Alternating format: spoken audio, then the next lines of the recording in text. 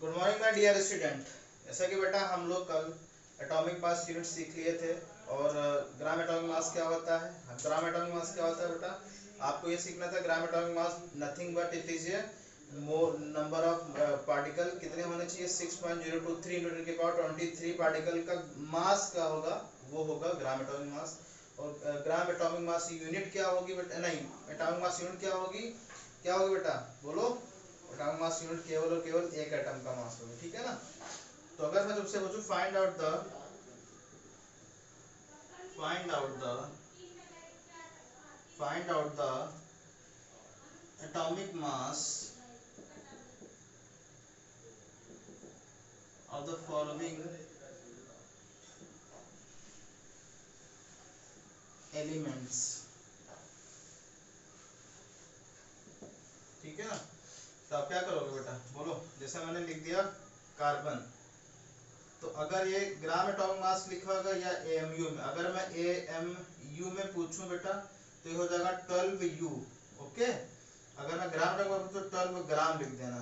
Okay, और 12 ग्राम मतलब कितने पार्टिकल होंगे, 0.23 × 10⁻23 पार्टिकल्स होंगे। उनका वेट किया गया तो कितना आया बेटा बोलो, उनका आया 12 ग्राम। यह है mass of one atom. Okay, बात समझ गए। कार्बन की बात हो गई। मैं अगर ऑक्सीजन की बात करता हूं तो ऑक्सीजन 16 ग्राम जो आएगा बेटा वो क्या आएगा समझ रहे हो, कितने पार्टिकल होंगे, एक मोल पार्टिकल होंगे। और ये कितना ये 16 AMU, दोनों बातें सेम है कि नहीं बेटा। देखो 16 AMU और 16 ग्राम, तो 16 AMU की बात होगी तो क्या बोलोगे, एक पार्टिकल का मास, इसका एक मोल का मास। ठीक है, बात समझ गए अच्छे से। ओके, अब हम सीखते हैं बेटा एवरेज एटॉमिक मास। क्या सीखते हैं बेटा, average atomic mass. Average atomic mass कुछ नहीं होता बेटा, बस आपको एक टेबल दी जाएगी जिसमें से आपको एबेंडेंस के परसेंटेज दे रखा होगा,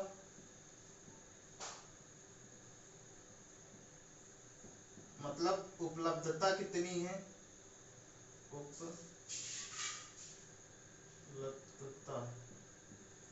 उपलब्धता कितनी है, इसको अबंडेंस बोलते हैं।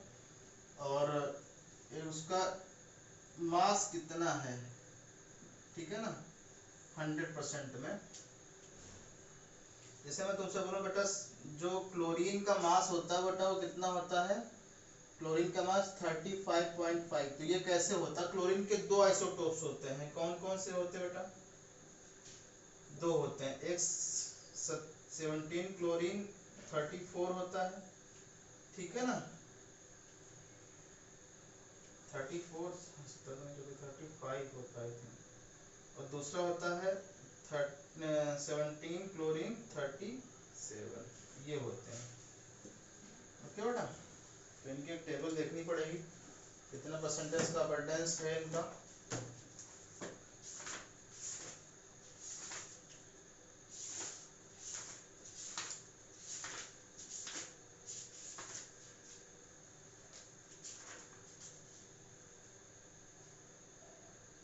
हाँ देखो 35 वाले बेटा जो अबंडेंस है, 35 वाली उनका है 75%। ओके, और इनका है 25%। ये इसका मास ये कितना मिलती है, मोलर मास है बेटा, यहाँ पे लिख देना मोलर मास। ये है 34.96, ये है 36.96,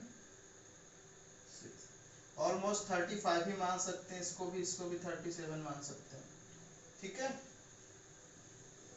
तो आपको क्या करना है बेटा, एवरेज निकालने के लिए क्या करोगे, एवरेज एटॉमिक मास कैसे निकालेंगे वो देख लो।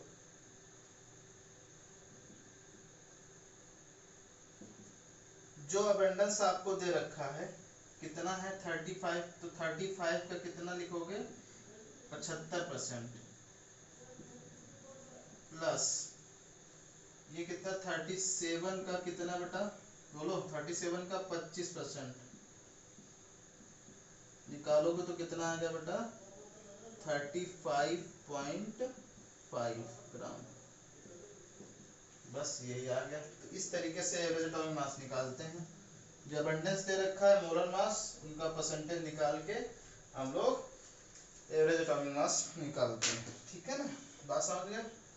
चलो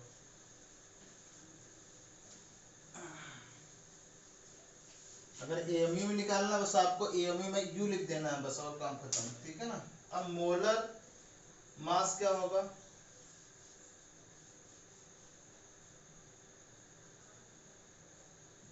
मोलर मास ये होता है दो, मोलर मास यूनिट होता है ग्राम मोलर मास।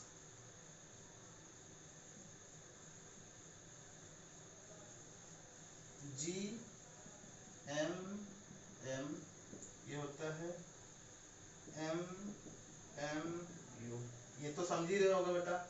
ये किसके लिए है, मोलर मास है मॉलिक्यूल के लिए, मॉलिक्यूल के लिए। ठीक है ना। ये है मास ऑफ, ये क्या लिखोगे बेटा, किसके लिए है, ये है मास ऑफ वन मॉलिक्यूल। ये क्या है, mass of one mole molecule. ठीक है बेटा। जैसे मैंने यहाँ पे लिखा एग्जांपल के तौर पे CH4, तो C में कितने हैं बेटा, एक कार्बन है और 4 हाइड्रोजन। ठीक है। तो एक कार्बन का 12 होगा प्लस 4 हाइड्रोजन का 1 होगा, कितना आ गया 16 U आ गया, 16 MMU। ठीक है ना, मोलर मास यूनिट।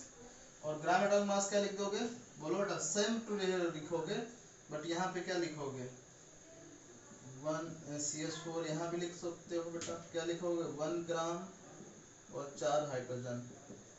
तो ये 12 ग्राम प्लस 4 ग्राम कितना आ गया 16 ग्राम। ये हो जाएगा जी ग्राम मास मोलर मास। ये तो आप लोग जानते ही होंगे। ये इसमें कितने होगा, कितने पार्टिकल होंगे, 6.023 इंटू 10⁻23 मॉलिक्यूल होंगे, उनका ग्राम कितना है बेटा 16 ग्राम। और यहाँ पे एक मॉलिक्यूल होगा तो उसको क्या लिखोगे, मोलर ग्राम। ठीक है।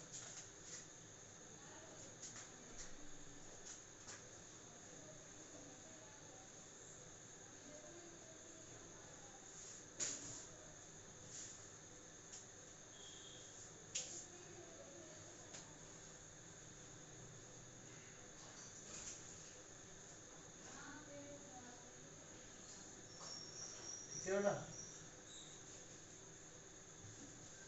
एग्जाम्पल के तौर पे लिख सकते हो कुछ,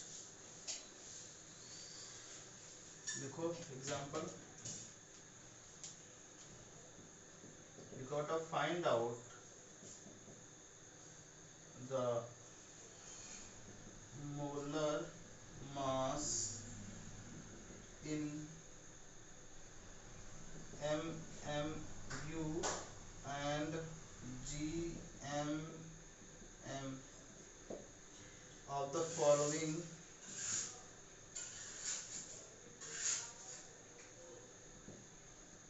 molecule। पहला पहला जो आएगा बेटा वो क्या आएगा H2O, दूसरा आएगा NH3, तीसरा आएगा C6H12O6, चौथा आएगा H2S, पांचवा 1 2 3 4 5, पांचवा आएगा बेटा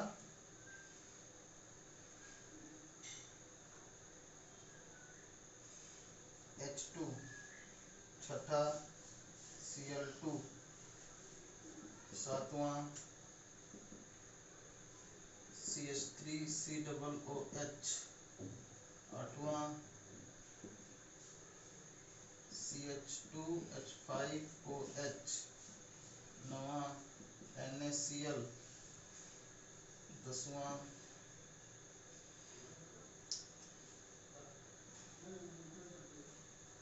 HCl। ठीक है, तो ये 10 आपको करने हैं, उनको होमवर्क में भी मैंने दिया है बेटा। अगर ये कर लोगे तो आपको सारे डाउट क्लियर हो जाएंगे। ठीक है, ओके बेटा, कल से नया टॉपिक पढ़ाएंगे। Thank you.